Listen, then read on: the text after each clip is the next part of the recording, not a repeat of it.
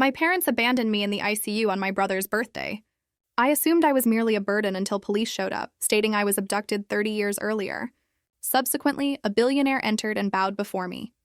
Can you imagine waking up broken and in agony, only to have your own parents coldly abandon you in your darkest hour? I thought that was the worst of it, until two strangers walked in and dropped a bomb that shattered everything I knew. For 30 years, my entire life had been a meticulously crafted lie. Hey everyone, my name is Wyatt Dempsey, or at least that's what I thought my name was. I'm not usually one to share deeply personal stuff, but honestly, the past few years have been, well, they've taught me that sometimes the absolute worst things happen not to destroy you, but to force you to face the truth, no matter how painful it is. So if you're here, I guess I'm ready to tell my story. It all started on a cold, rainy afternoon in the suburbs of Rockford, Illinois. The moment everything I believed in just shattered. I lived in South Rockford in this tiny rundown apartment. Faded red brick, streets full of potholes. It was nothing special. Just a cramped living room, a greasy kitchen, a single bed by a window overlooking the highway. Every morning, like clockwork, I'd wake at 5 a.m., pull on those heavy navy coveralls, slap on my hard hat, and drive my beat-up old truck to Rockford Metal Works. I was a machinist. My life was simple. Operate the steel press, inspect components, keep things running. I never complained. Never caused trouble. Always stayed late. My coworkers?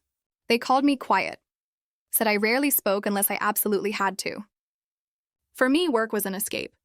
A way to keep my mind so busy I didn't have to think about other things. Like family.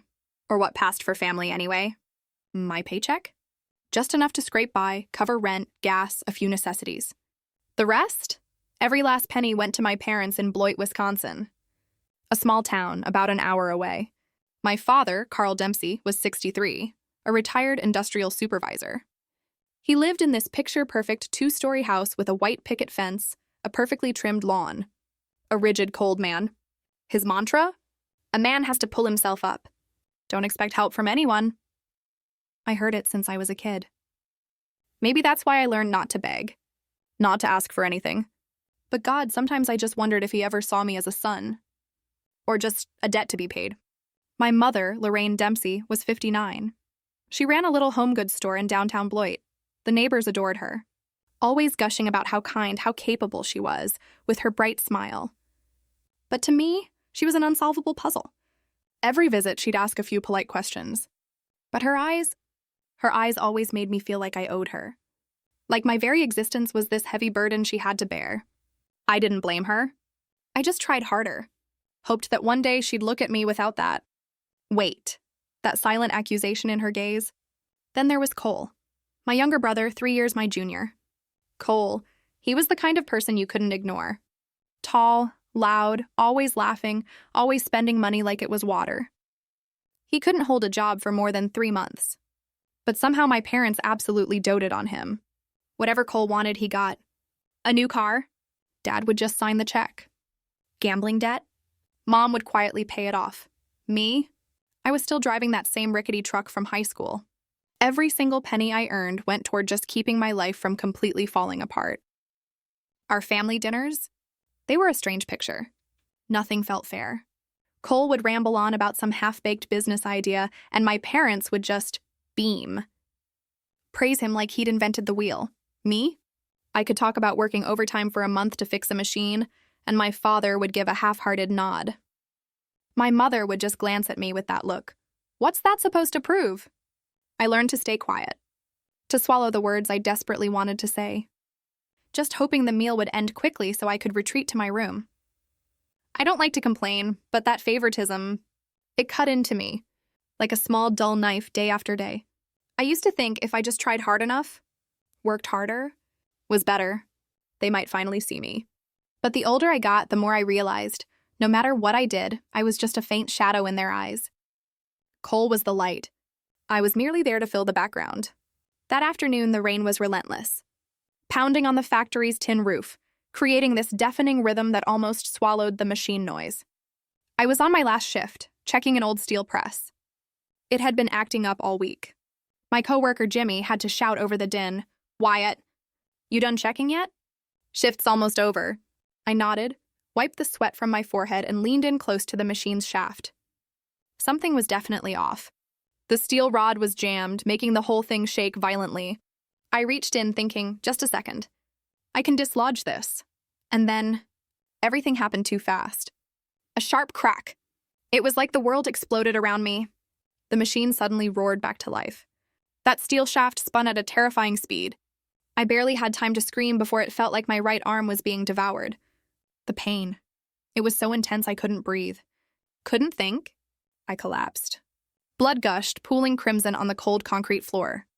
My coworkers' shouts faded into the distance. Everything went dark, like I was sinking into a deep, nightmarish abyss. When I finally opened my eyes, blinding white lights seared my vision. The sterile, metallic smell of antiseptic filled my lungs. Beep, beep, beep. The steady rhythm of a heart monitor in my ears. I was in a hospital bed. My body felt impossibly heavy.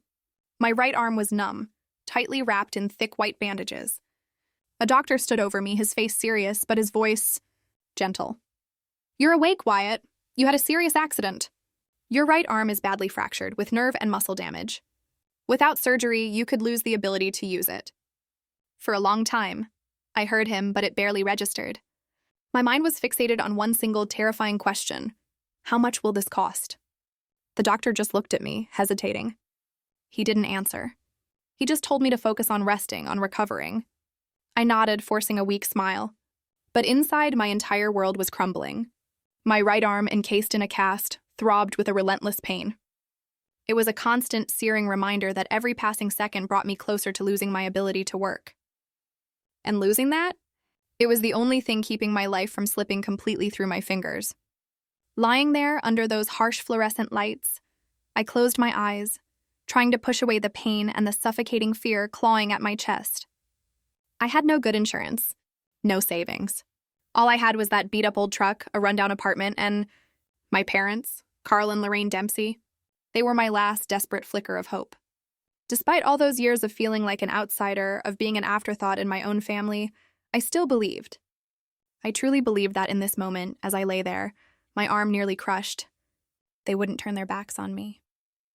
They couldn't, right? I took a shaky breath and reached for the phone on the bedside table. Every tiny movement made me grit my teeth against the pain, but I ignored it. I dialed the number for the house in Bloit. Each slow, drawn-out ring pulled me deeper into this bottomless pit. My mother answered. Her voice was soft but so cold. Like she was talking to a bank teller, not her own son. "Wyatt, what's wrong?" I tried to keep my voice steady, even though my heart was hammering against my ribs. "Mama, I had an accident at the factory. My arm, it's badly injured. The surgery costs so much. I need help." I paused. I waited for a question. A word of comfort. Anything to show she cared. But there was just silence. Then she spoke, her voice flat, devoid of any emotion. "I'll talk to your father. Wait for us to get back to you." And then she hung up. Just like that. Without asking if I was in pain. If I was okay. I gripped the phone tightly, staring at the dark, unforgiving screen. "Get back to you." The words echoed in my mind, fragile as a promise I knew, deep down, would never be kept. But I waited. I told myself they'd call back. Maybe they were figuring out the money. Or already driving here. I pictured my mother walking into my room, taking my hand. My father giving me a reassuring pat, saying everything would be all right. I clung to that image even as I knew, deep inside, it was a dream I no longer had the faith to chase. An hour dragged by, then 2. The phone remained silent. I stared out the window, raindrops streaking down the glass, as blurry and disjointed as my thoughts. The hospital room was cold. Only the steady beep, beep, beep of the heart monitor and the faint shuffle of nurses' footsteps broke the silence. I tried to sleep, but every time I closed my eyes, I saw that steel press, spinning wildly. I heard the screech of metal. I felt the agonizing pain tearing through my arm. I'd jolt awake, gasping, sweat soaking my forehead. And then I'd reach for the phone again, just hoping the screen would light up with a call from Bloit. The next morning, still nothing. I tried to make excuses. They're probably busy. Dad never liked being bothered. Mom always has a million things to do at the store. But as the harsh morning light streamed through the window, I couldn't lie to myself anymore.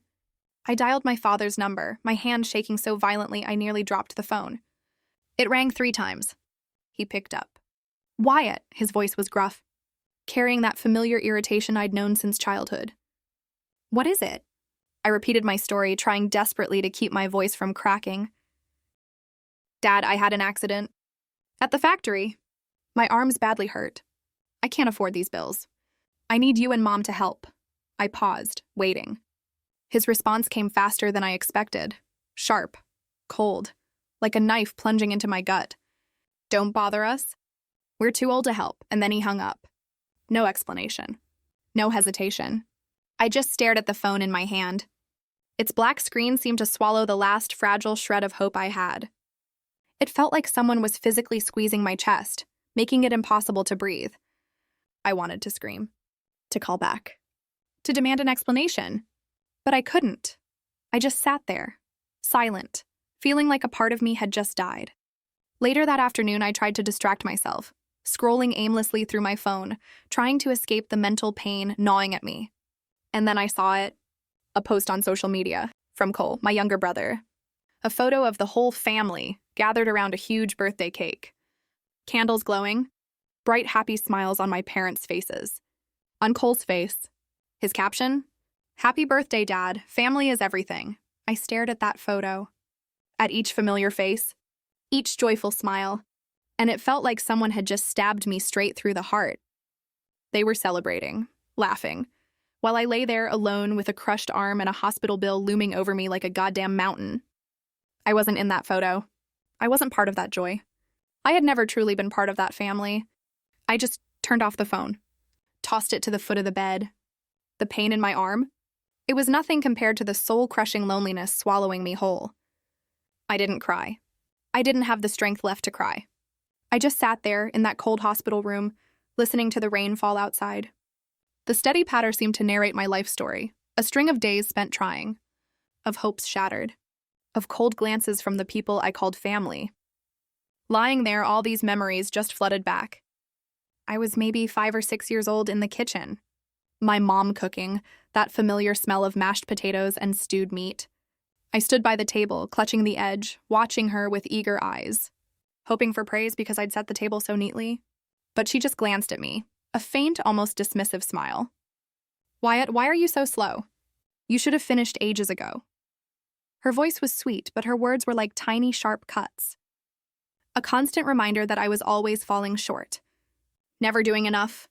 I just lowered my head, quietly putting plates on the table, feeling like I'd committed some terrible mistake, though I had no idea why. Dad was different. He spoke so little, but every word carried the weight of stone. He never talked to me, never asked what I liked, never shared stories. Instead, he gave orders. "Wyatt, clean the garage. Wyatt, fix the car. Wyatt, don't waste my time." I obeyed without question. Because any delay, his gaze would freeze the entire room. I remember once I spilled a glass of water during dinner. Just a glass of water. But Dad shot up, roaring as if I'd committed some terrible crime. "Foolish. Can't you do anything right?" He made me kneel in the cold garage for 3 hours. Surrounded by old boxes, that sharp, acrid smell of motor oil, I knelt there, trembling, not daring to cry because I knew that would only make him angrier. Meanwhile, Cole, he lived in a completely different world. When Cole messed up, everything was just brushed off. He broke Mom's favorite vase and she just laughed, ruffling his hair. "It's okay, sweetheart. Just be careful next time." Cole lost his brand new bike? Dad just shrugged, bought him another one next week. Cole was the light in that house. I was just a faint shadow, quietly doing everything to avoid being noticed. To avoid being blamed. My birthdays were the clearest, most painful proof.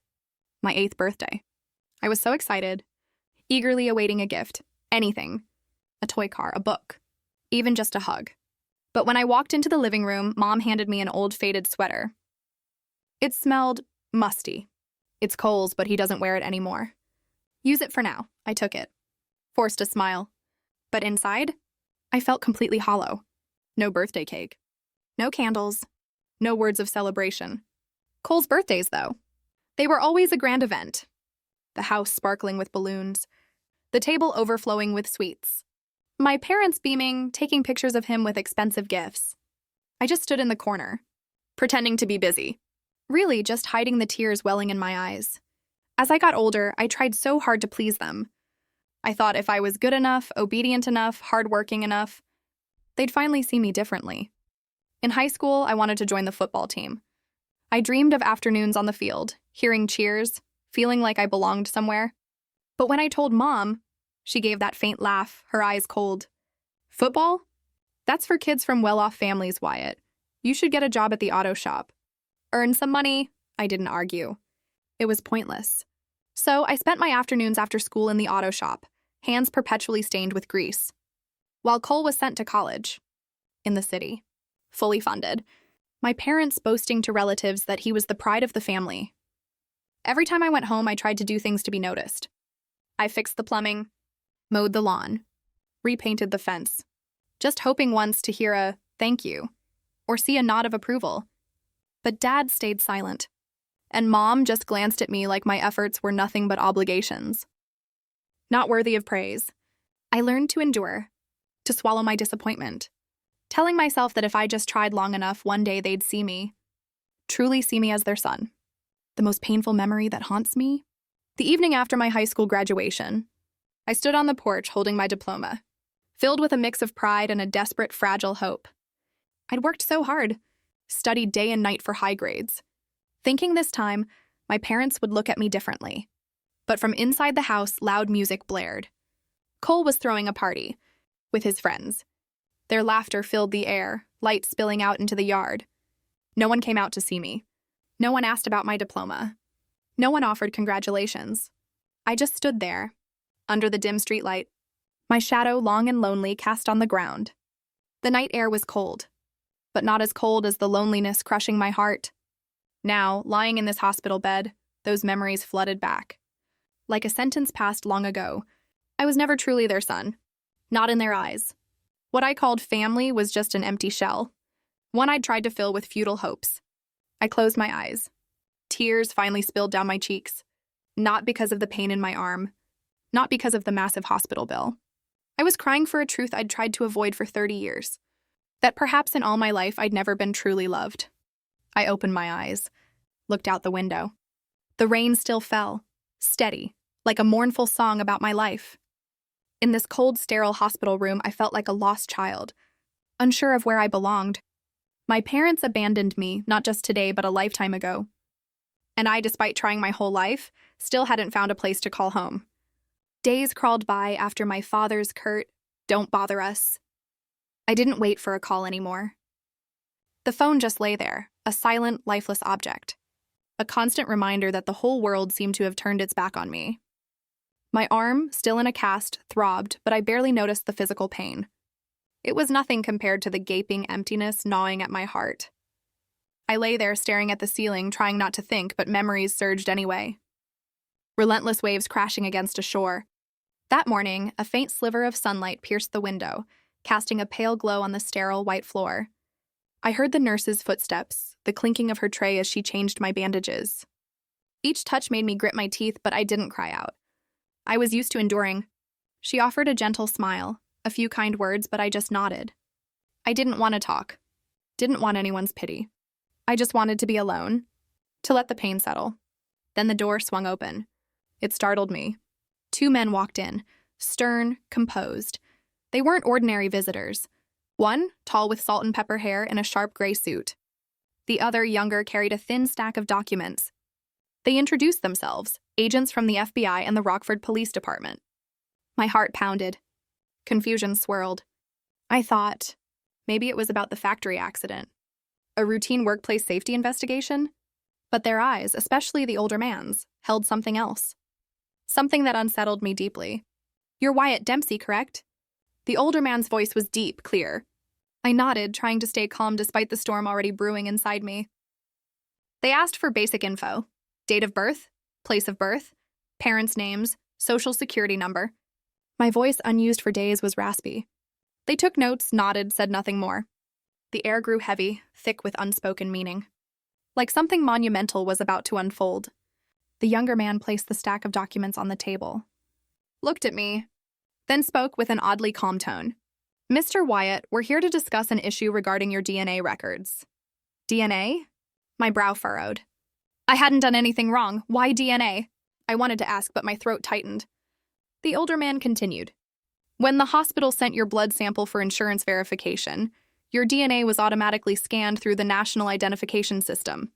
It matched the profile of a child abduction case. From over 30 years ago, in New York. The world around me seemed to stop. I heard his words, but they sounded distant. Muffled, like they were coming from another realm. Abduction. 30 years ago. New York. I shook my head, desperately grasping for a logical explanation. You must be mistaken, I whispered, my voice trembling. I was born here, in Rockford. My parents are Carl and Lorraine Dempsey. I have nothing to do with New York. The man with salt and pepper hair didn't respond immediately. He just opened his folder, pulled out a single sheet of paper, and slid it toward me. It was a printout. A grainy black and white photo of a boy, maybe 2 years old. Big brown eyes, curly tousled hair, an innocent, playful smile. I stared at that photo. My heart seemed to stop beating. That face. It was identical to mine as a child. I'd seen the rare photos my mother kept in her old albums. But this wasn't from her album.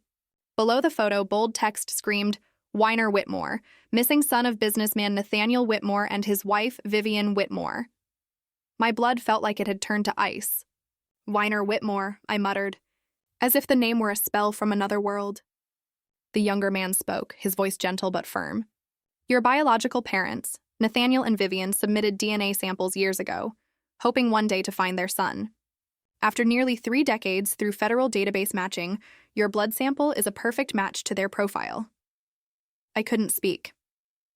My mind was completely blank, save for one sentence, looping, over and over, like a broken record. So, for 30 years I've been living in a family that isn't mine? I wanted to laugh, to think this was all some cruel, elaborate joke. But the deadly serious expressions on the two men's faces left no room for doubt.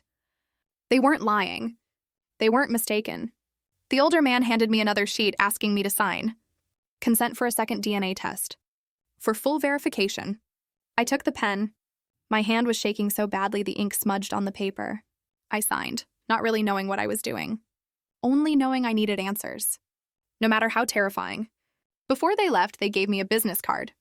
Said a lawyer representing the Whitmore family would meet me the next morning. They've been waiting for you for a long time, the older man said, his voice softening, as if he too felt the immense weight of this moment. When the door closed, I sat there, still clutching the business card. The steady beep, beep, beep of the heart monitor filled the room, but I no longer heard it. Nathaniel Whitmore? Vivian Whitmore. Name so foreign.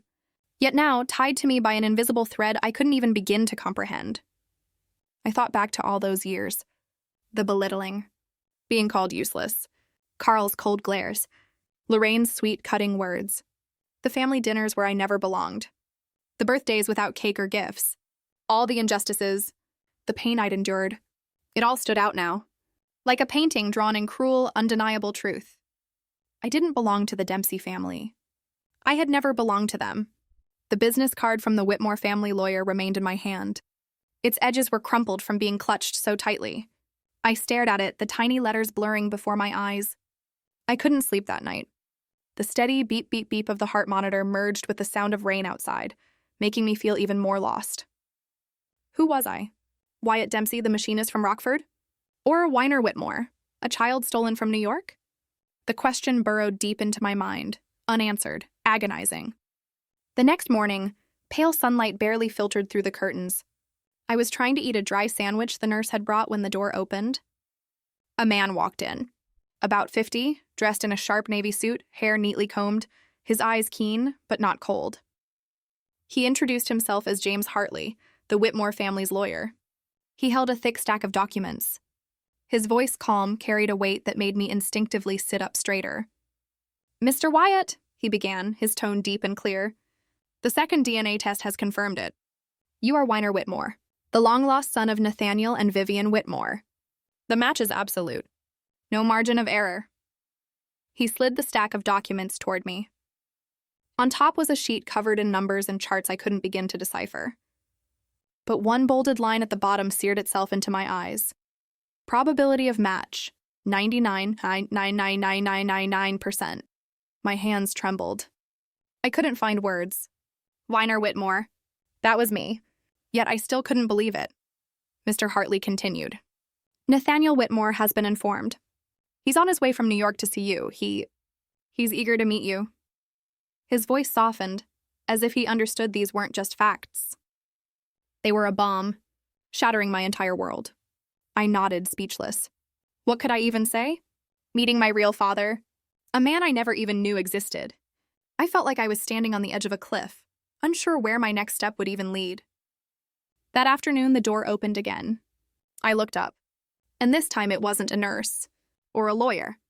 It was an older man, his hair streaked with silver, wearing a gray wool coat. His deep brown eyes were brimming with emotion. Before I could speak, he introduced himself. Nathaniel Whitmore, my biological father. He stood a few steps away, his gaze lingering, as if trying to memorize every single detail of my face. I looked back, my heart pounding, my mind a complete whirlwind. I wanted to call him Dad, but the word just caught in my throat. To me, he was still a stranger, though his eyes seemed to say otherwise. Viner, he said softly.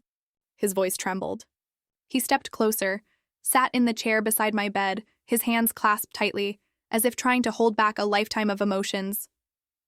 I didn't know how to respond. I just looked at him, searching his face for something familiar, some clue about who I really was, but all I saw were his red-rimmed eyes, reflecting a pain and a hope I couldn't possibly fully grasp. Mr. Hartley, standing quietly in the corner, began to explain. And what he said, it tore apart everything I thought I knew about my life. 30 years ago, when I, Whitney Whitmore, was just 2 years old, I was kidnapped from my family's home in Albany, New York. 3 days later, the first ransom call came. $500,000. My parents, Nathaniel and Vivian, paid, but I wasn't returned. 6 months later, another call. $1 million. They paid again, clinging to the desperate, fading hope that I was still alive. 2 years after that, a third demand. $1.5 million. In total, $3 million was extorted. But I remained missing. The kidnappers threatened to kill me if the police were involved. So my parents acted in secrecy. When the authorities finally stepped in, all traces had been meticulously erased. The accounts were fake. No reliable leads. The case became one of New York's longest-standing missing person cases. No one expected I was still alive. Then, Mr. Hartley said something that just froze me. The FBI has identified the kidnappers? They were Carl and Lorraine Dempsey, the people you've called your parents for 30 years. My blood seemed to stop flowing. Carl, the cold man who always barked orders at me. Lorraine, the woman with her fake smile and disdainful glances. They had worked seasonal jobs for the Whitmore family. Carl as a security guard, Lorraine as a part-time housekeeper. They knew the family's routines, their schedules, intimately. After taking the money, they fled New York, changed their identities, obtained fake documents, and created a new birth certificate for me under the name Wyatt Dempsey, claiming I was born in Illinois. With those forged papers, I was enrolled in school, raised as a normal child. For nearly 3 decades, no one suspected a thing. I sat there, stunned. Each word was a knife slicing into my very heart. The people I called my parents, the ones who had just abandoned me in this hospital, they were the ones who had stolen me from my real family. They didn't just take my childhood, they built an entire lie to cover their monstrous crime. Every cold glance, every insult, every single moment I felt I didn't belong. It all made sense now. They didn't love me because I wasn't their son. I was just a commodity, a dangerous secret they had to keep hidden. I looked at Nathaniel, my real father, sitting before me, his eyes red but trying to stay composed. "We never stopped looking for you," he said, his voice raw. "Every day for 30 years, your mother and I prayed you were still alive." I wanted to say something, to comfort him, but I couldn't. The words just caught in my throat. All I felt was a storm raging inside me, anger, pain, and an emptiness so profound I couldn't even name it. A few weeks later, I was finally discharged. My right arm, still in a heavy cast, ached with every movement. A constant, unwelcome reminder of that fateful day. But my body was stable enough. I could leave that cold hospital room behind. During that time, Nathaniel was always there. He arranged for a private doctor, covered all the surgery costs. Never once did he pressure me to call him Dad. He just showed up every day, bringing coffee, newspapers, sometimes just sitting beside me, quietly sharing stories about a New York I'd never known. I sensed his patience, as if he understood I needed time.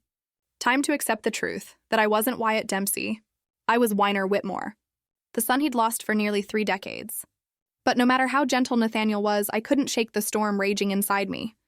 Every night I lay awake, staring at the ceiling. Memories of Carl and Lorraine flooded back, vividly. Carl's cold glares, Lorraine's fake smiles, their sharp words like tiny knives twisting in old wounds. They were the ones who raised me, but also the ones who stole me, who made me a part of their monstrous lie. I didn't know what to feel. Anger, pain, or just a profound emptiness. But one thing became undeniably clear. I had to confront them. Not to forgive, not to accuse, but to hear the truth from their own mouths. One morning, as pale sunlight filtered through the curtains, I looked at Nathaniel. "I want to see them," I said. "Carl and Lorraine. I need to hear their reasons." Nathaniel met my gaze. A flicker of surprise, then a steady nod. "All right, Weiner. I'll go with you." He used my real name.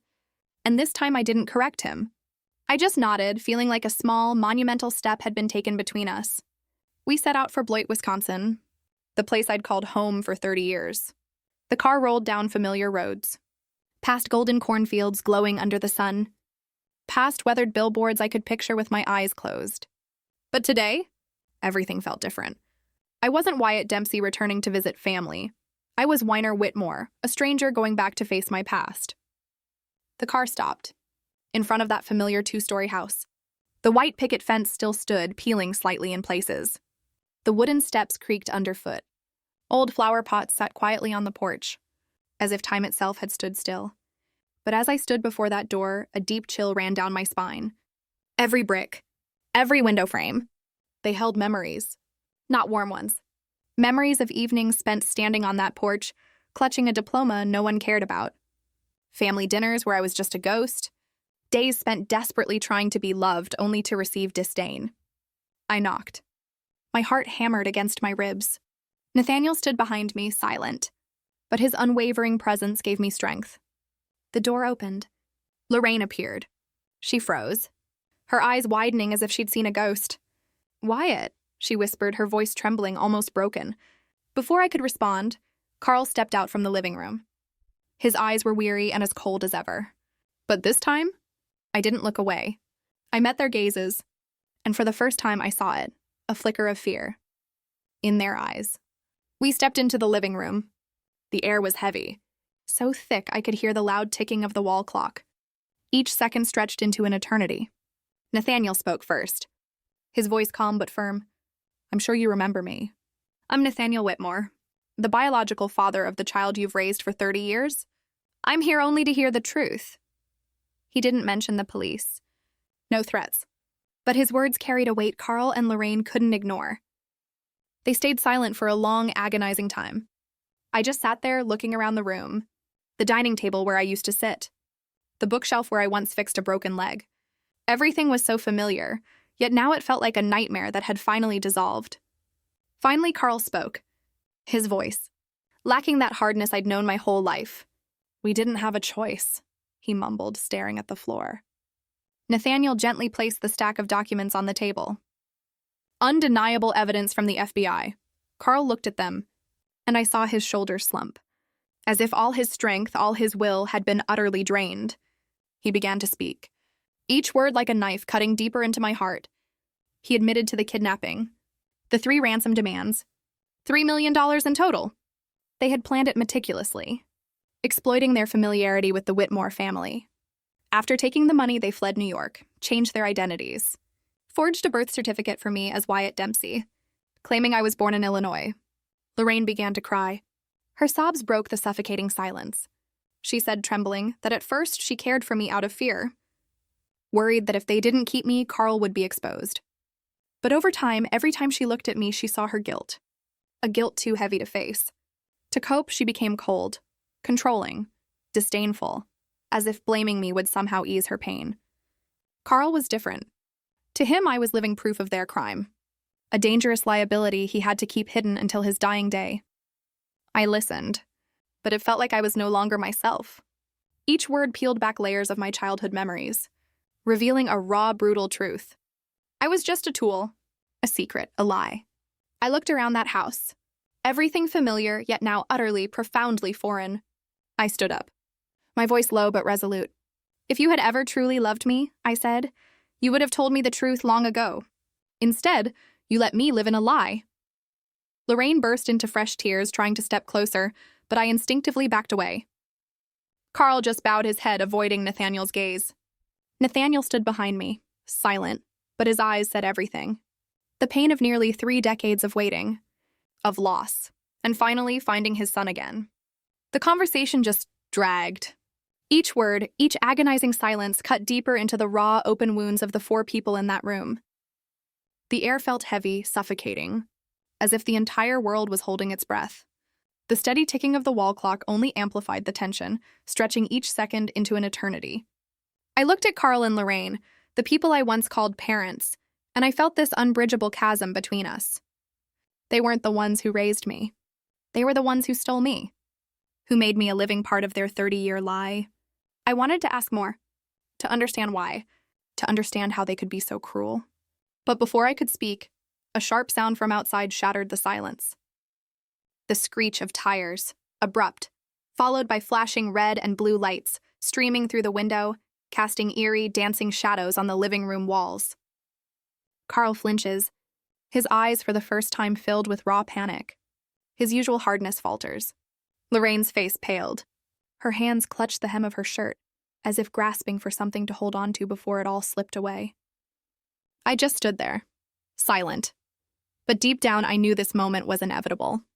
Nathaniel stood calmly behind me, his gaze steady, but I could sense his iron resolve. He had waited too long for this day. Then federal agents opened the front door. A sharp command echoed from the yard. The flashing lights from the police cars flooded the room, starkly illuminating the faces of the 4 people inside. 2 criminals, a father who had waited 30 years, and me, a son whose entire childhood had been stolen. I looked at Lorraine. Tears streamed down her face. But this time, I felt nothing. No anger, no pity. Just a cold, empty void in my chest. 3 FBI agents stepped in, 2 in black jackets, the 3rd holding a thick file. They ordered everyone to stay in place, their voices leaving absolutely no room for resistance. Carl stood frozen. His hands hung limply, as if all his will had simply drained away. Lorraine collapsed into a chair, her trembling hands covering her face, her sobs choked and broken. One agent read the arrest warrant, his voice steady but cutting. Carl Dempsey. Lorraine Dempsey, you are under arrest for kidnapping, interstate extortion, and identity fraud. I stood silently, watching as Carl and Lorraine were handcuffed right before my eyes. Lorraine sobbed, her eyes desperately searching mine, as if pleading for a shred of sympathy. But I couldn't respond. I just looked at them. The people who taught me how to hold a hammer, who cooked my dinners, who were once everything I called family now, they were criminals, being led away under those flashing red and blue lights. I didn't feel relief, nor did I feel sorrow. There was just a void, as if a part of me had been erased. Nathaniel and I were asked to go to the nearby FBI field office to assist with the investigation. In the interrogation room, the agents laid out undeniable evidence, bank records of million-dollar transactions, forged identity documents, photos of Carl and Lorraine from 30 years ago, a meticulously detailed timeline of the 3 extortion demands. Everything aligned perfectly with the case files from decades past. I sat there listening to each detail, feeling like I was watching a movie about someone else's life. Not mine, not Weiner Whitmore's. Carl remained silent throughout the interrogation, his eyes vacant, as if he had long ago accepted his fate. Lorraine was different. She claimed she only followed her husband's lead, that things had gone too far. Her voice trembled. But I didn't want to hear it. Her excuses couldn't change the brutal truth. They had stolen me, built a life on lies, and abandoned me when I needed them most. The investigators confirmed it. Carl and Lorraine would be prosecuted in New York, where the kidnapping took place. They could face life in prison. I listened, said nothing. I just wanted to leave that room, to escape the evidence, the confessions, the crushing weight of those memories on my shoulders. In the hallway of the FBI office, I sat on a wooden bench staring out through a glass window. The red and blue lights from the police cars still flashed, reflecting on my face. Bright and blurred. I didn't know what to feel. Relief? Grief? Or just pure emptiness? The man who taught me how to hold a hammer. The woman who cooked my dinners. They were being led away as criminals.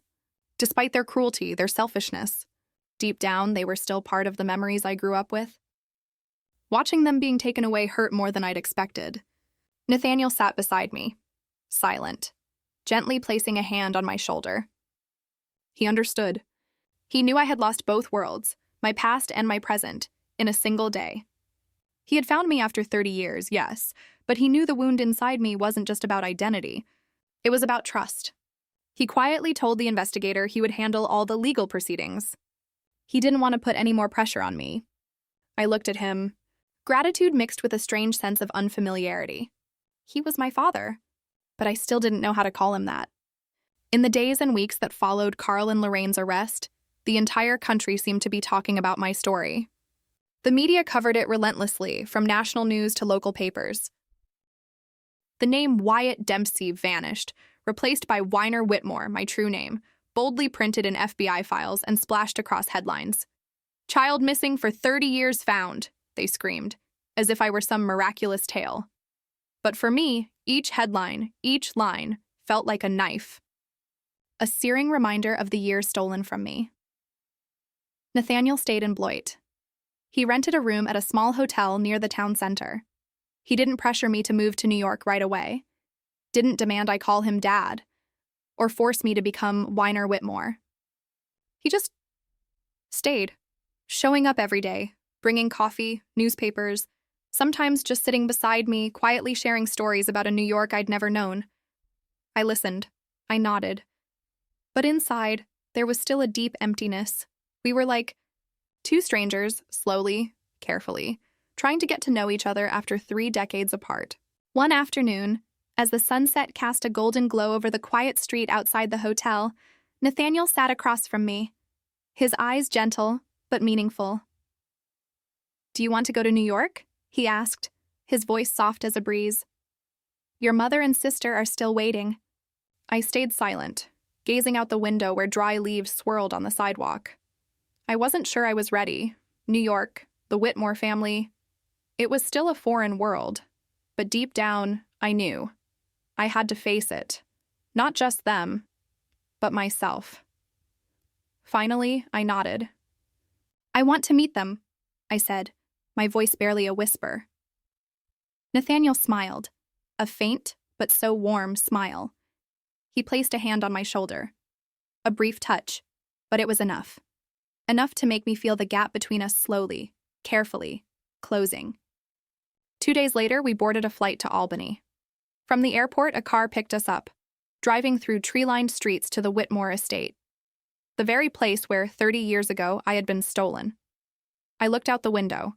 Tall oak trees, old-fashioned houses peeking through the foliage. Everything felt both unfamiliar and strangely, profoundly familiar, as if I were traveling back in time to where it all began. As the iron gate swung open, a grand old house came into view, its dark tiled roof and ivy-covered walls striking against the vibrant greenery. I stepped out of the car, my legs feeling like lead. Nathaniel walked beside me, silent, but his eyes seemed to guide me. Then the front door opened, and Vivian Whitmore, my biological mother. She stepped onto the porch. She froze, her eyes wide as if she couldn't believe I was standing there. For a moment, time just stood still. I looked at her, seeing eyes the same deep brown as Nathaniel's, the lines of years etched on her face. And then, tears. Vivian rushed forward, enveloping me in a hug. I stood rigid, unsure what to do. But then, I tightened my arms, returning her embrace. We cried, unashamed, unable to hold back. She touched my face, her fingers trembling as if trying to memorize every feature, to make up for all the lost years. "Weiner," she whispered, her voice choked with emotion. "My son." For the first time in my entire life, I felt the true warmth of a family, something I had never, ever known in 30 years. Nathaniel stood nearby, silent tears streaming down his own cheeks. After 3 decades of searching, he was finally watching his wife embrace their son. From the staircase, another woman descended, Violet Whitmore, my biological sister. She stood there, her hands trembling, her eyes hesitant. Then she stepped forward, wordlessly, placing a gentle hand on my bandaged arm, and she burst into tears. I just nodded, my lips quivering, unsure what to say. The feeling of both familiarity and immense distance made my heart ache. We hugged, 2 siblings, reunited after 30 years, yet separated by a chasm time couldn't truly measure. In the living room, I saw family photos on the walls, old keepsakes preserved like treasures. Vivian, her voice breaking, told me she had never ever cleared out the room meant for the boy. "Every week I cleaned it," she said, "as if you might come back any moment." She led me upstairs, opened the door to a small room. Inside, I saw a little wooden toy car, a green wool blanket, an old family photo on the table. I sank to my knees, touching the toy, feeling as if I were touching a piece of my stolen childhood. Tears fell too fast to wipe away. That evening, we gathered for our first meal together in 30 years. No music, no fanfare, just a simple dinner, candlelight flickering, tear-filled eyes. I didn't say much, quietly listening to Violet's soft laughter, Vivian's gentle storytelling, Nathaniel's warm, steady voice. I tried to etch every single moment into my memory, afraid that if I closed my eyes, it would all vanish like a dream. At the end of the meal, Vivian gripped my hand tightly. "Nothing can make up for the years we lost," she said, her voice trembling. "But we'll spend the rest of our lives trying." Nathaniel looked at us, his eyes shining but tinged with a deep sorrow. I nodded slightly, saying nothing. The pain inside me hadn't vanished. But for the first time, I felt I truly had a place to call home. The trial of Carl and Lorraine Dempsey quickly became a national spectacle. Television broadcasts, front-page articles, they all screamed the same headline: 30-year-old kidnapping case finally closed. The name Wyatt Dempsey was officially erased from all documents, replaced by Weiner Whitmore. As if I were stepping into a brand new life, a completely new identity. But for me, every line in the newspapers, every comment on TV, was a painful, searing reminder that I had lived a lie for nearly 3 decades. The case was transferred to federal court in New York, where it all began. I was invited to attend the trial as a victim, but I couldn't. I didn't want to stand at the podium to recount my story for the world to hear. I sat silently in the gallery, my gaze empty, feeling neither hatred nor pity. Carl and Lorraine sat just meters away, but it felt like they belonged to another distant world. Carl, with his silver hair and weathered face, kept his head bowed throughout the trial. Lorraine, her eyes swollen, constantly wiped away tears. I looked at them, but I felt nothing. No anger, no sorrow.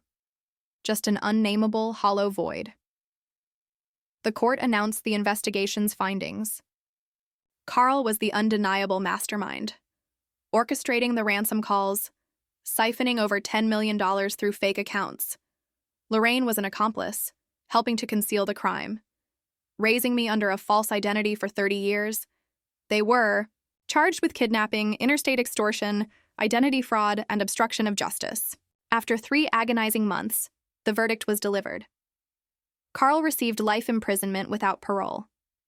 Lorraine was sentenced to 30 years, with the possibility of a reduced sentence if she cooperated further. When the verdict was read, Lorraine's sobs echoed through the silent courtroom. Carl just bowed his head, his eyes vacant, as if he had long ago accepted his fate.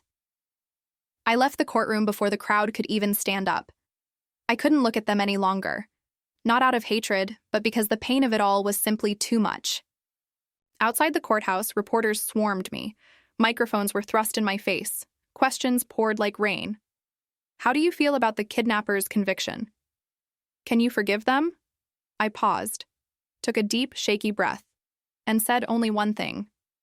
I don't hate them anymore. I just want to live as my true self. Then I walked away, leaving the flashing cameras and the clamor behind. I returned to Albany with Nathaniel and Vivian. They offered to let me stay at the Whitmore estate, but I asked to move into a small apartment near the city center instead. I needed time to adjust, to find myself amidst the ruins of my past. The new apartment wasn't much different from my old one in Rockford. Small, simple, with a window overlooking a noisy street. But here, I felt lighter, as if each breath was a chance to finally start over. On Nathaniel's advice, I began therapy. The therapist suggested I write down my memories as a way to heal. I spent hours at the kitchen table, piecing together fragmented moments, the years in Bloit, Carl's cold glares, Lorraine's fake smiles, and the first warm moments with the Whitmore family. Each word was a knife, yes, but also a crucial step toward letting go of the past. Though I inherited a substantial fortune from the Whitmore family, I chose to live as I always had, driving my own car, cooking my own meals, finding work as a technical consultant at a local machine shop. I didn't use the Whitmore name for special treatment. I wanted to stand on my own, as I had for the past 30 years. On weekends, I returned to the Whitmore estate for dinner with the family. Vivian's Sunday meals were always lavish. The comforting scent of fresh-baked bread and stewed meat filled the house. Violet often shared stories of her childhood, growing up with the shadow of a lost brother.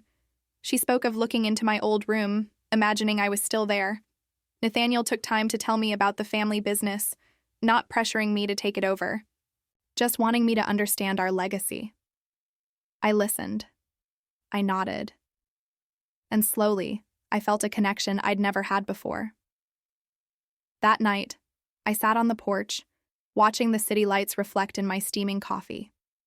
My life had come full circle, from darkness to light. I knew I'd never forget what I'd lost, the stolen years, the buried pain. But I also understood that justice wasn't just the sentences handed to Carl and Lorraine. Justice was the chance to live again, as my true self. Weiner Whitmore. No longer anyone's shadow. In the days and weeks that followed, I began to learn how to slow down, to truly breathe, to embrace the silence. After 30 years of running from a past I didn't even know was there, perhaps the hardest thing wasn't forgiving others. It was learning to forgive myself. One tranquil early autumn evening, I sat in my small Albany apartment. A notebook from my therapist lay open before me. She had told me to write down my true feelings as a way to confront and heal. The tea beside me had gone cold. The streetlights filtered through the window, casting a faint glow on the blank page. I picked up the pen, my fingers slightly trembling, and began to write. I lived 30 years in a story that wasn't mine. But perhaps that's what taught me more than anything else, the true meaning of freedom. Memories flooded back, vivid, sharp, like an old film reel. I heard the roar of the steel press, felt the searing pain tear through my arm, saw myself lying in that cold hospital room with a silent phone, no calls ever coming through. I remembered Carl's cold glares, Lorraine's fake smiles, and the moment Nathaniel first hugged me, his voice breaking as he called me Weiner. Each memory was a cut, yes, but also a crucial piece of the puzzle, helping me understand that life, despite its wounds, always leaves a door open. You just need the courage to step through it. I kept writing, each line pouring from my heart. Justice, I wrote, wasn't watching Carl and Lorraine be punished. Justice was no longer letting them control my emotions. I chose to forgive. Not because they deserved it, but because I deserved peace. Hatred, I realized, is an invisible chain, binding you to the past. Sometimes the only way to be truly free is to let it go. I let go, not to forget, but to move forward. To stop carrying the crushing weight of those stolen years. In the notebook, I wrote about family. Not just where you're born, but where you choose to belong. I once thought I had no one. That I was just a lonely shadow in Carl and Lorraine's house. But with Nathaniel, Vivian, and Violet, I realized family isn't just blood. It's in the way they opened their hearts to me. The way they patiently walked through my pain with me. Vivian didn't try to erase my past. She held my hand, gently guiding me through the wounds. Nathaniel didn't push me to become an heir. He just wanted me to know I always had a home. Violet, with her stories of her childhood, showed me I was never forgotten, even when I didn't know they existed. During an interview after the trial, a reporter asked how I wanted to be remembered. I said, I don't want to be remembered as a kidnapping victim, but as a man who chose to stand up, to live honestly and kindly, even when the world lied to him. Those words weren't for show. They were a promise to myself. I declined Nathaniel's generous offer to take an executive role in his company. Instead, I chose to work as a community advisor for the Whitmore Foundation, helping missing children and victims of domestic violence. To me, helping them find themselves was the best way to know I was truly healing. One day, I was invited to speak at a local university. Standing before hundreds of students, I looked into their young, hopeful eyes. And I said, sometimes we can't choose where we come from, but we can always choose how we live afterward. I shared my journey not to boast, but to show them that life, however harsh, always has an escape. I urged them to cherish the simple things: a home, a meal, someone willing to listen, because those were the very things I'd lost for 30 years. And I emphasized, don't let your past define you. It's where you came from, yes, but it's not where you have to stay. As dawn broke, I closed the notebook. I stepped onto the balcony, feeling the cool, late autumn breeze. The sky was shifting colors. The radiant sunrise filtered through the trees like the light I once thought I'd never, ever see again. I took a deep breath, and for the very first time, I felt lighter. I was no longer the stolen child, no longer Wyatt Dempsey living a lie. I was Weiner Whitmore, a man who had found himself amidst the shattered fragments of his past. Standing on that balcony, watching the first rays of dawn pierce through the trees, vibrant and warm, I reflected on my life. After 30 years, it had taught me that justice isn't just a verdict in a courtroom. It's the truth laid bare, no matter how painful. Love isn't just in blood ties, but in the way people choose to stay, to hold hands through wounds. And happiness sometimes isn't about reclaiming what was lost, but learning to cherish what remains. A home, a meal, a sincere glance. I, Weiner Whitmore, had found light among the broken pieces, and I knew that with enough courage, anyone could do the same. This journey, it's been a long one, and it's still ongoing, but I'm here. I'm standing, and I'm finally living my truth. I'd love to hear from you. Have you ever felt like your identity was stolen? Or had to confront a painful truth about your past? What would you have done in my situation? Let me know in the comments below. And if you found strength in my story, please consider giving this video a like and subscribing for more personal stories of resilience. Thanks for listening. Take care.